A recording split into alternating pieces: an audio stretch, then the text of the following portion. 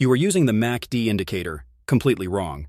The default settings are designed to take your money. Stop using them. Let's build a pro-level strategy in 45 seconds. It uses two free tools. First, add the adaptive trend. Go to Settings. Change the main filter period to 50. Done. Blue is for buys, red is for sells. Now for the secret sauce. My personal favorite, the MACD Trend Momentum Fusion.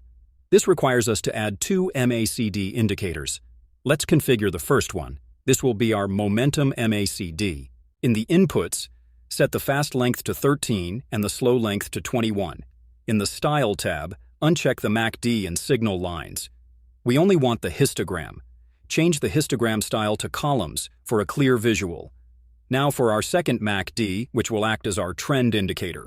In inputs, set the fast length to 100, slow length to 200, and the signal smoothing to 50. This lets us see the deep underlying trend. In Style, again, uncheck the MACD and signal lines. For the histogram, change the style to a simple line. Now for the magic trick. Drag one MACD window on top of the other to stack them.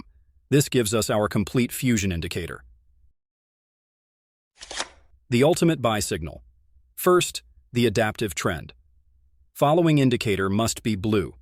This is non-negotiable. Second, on our MACD fusion, the trend line must be above the zero line, confirming the long-term uptrend.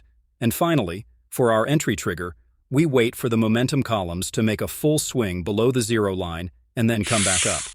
The signal triggers on the first green column that closes back above the zero line.